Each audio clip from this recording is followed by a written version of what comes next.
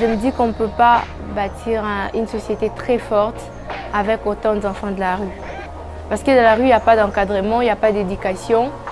C'est compliqué.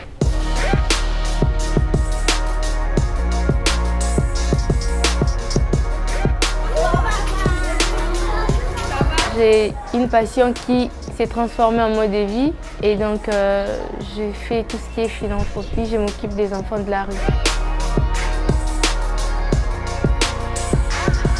On est à Limete, là vers les passerelles, c'est un des points chauds où on rencontre des enfants ou des familles dans la rue et généralement ils sont là les matins et les soirs.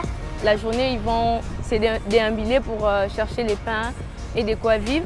Je cible des points où on trouve les enfants de la rue, je prends contact, je gagne la confiance et j'essaye de soit réinsérer en famille, soit réinsérer dans différents orphelinats. Bon, la vérité. Bon, là,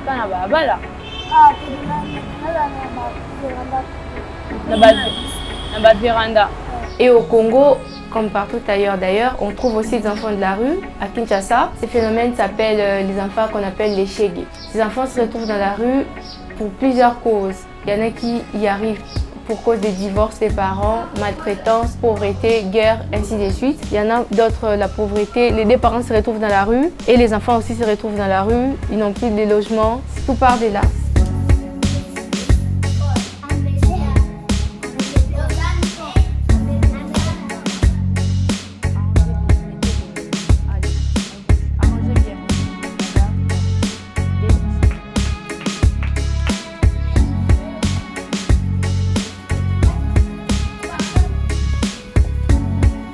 La Voix de l'Espoir est un groupe de jeunes, une cinquantaine, on est à 55.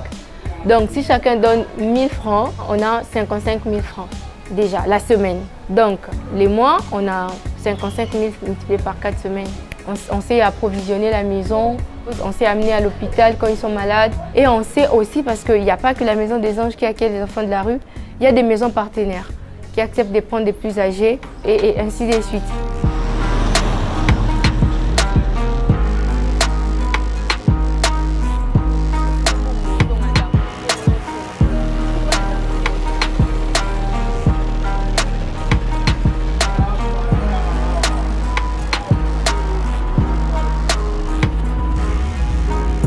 Mais il y a aussi des descentes spontanées où je marche, je vois un enfant malade, par exemple dans la rue, en train de trembler. Je ne réfléchis pas, je descends. Je vois ce que je peux faire à la minute, si on peut acheter un truc pour couvrir, si on peut acheter un médicament rapidement, si on peut voir un médecin, si on peut acheter à manger, ça c'est spontané. Il faut dire que la charité, c'est soit tu l'as, soit tu l'as pas. Tu n'es pas fort en maths, mais tu vas aller en 4e, comment tu fais? Ceux qui prof à Kei, Botikali, Kosa la binomoko, n'est-ce pas? Est-ce que vous avez fait ça?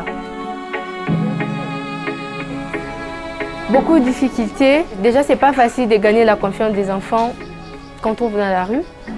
Parce que ces enfants ont beaucoup de blessures, ils ont beaucoup de choses en fait.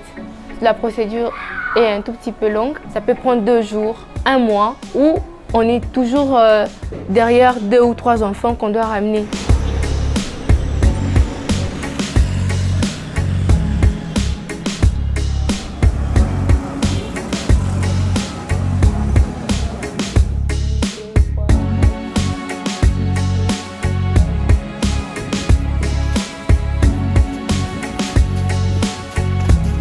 Communiquer la passion à d'autres personnes.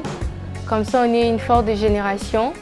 Je ne me vois pas qu'avec 55 de mes amis. Je vois plus de jeunes investis pour la cause des enfants de la rue. Je me vois avec plusieurs maisons des anges dans différentes communes, dans différents endroits, si possible dans d'autres provinces et pourquoi pas dans d'autres pays.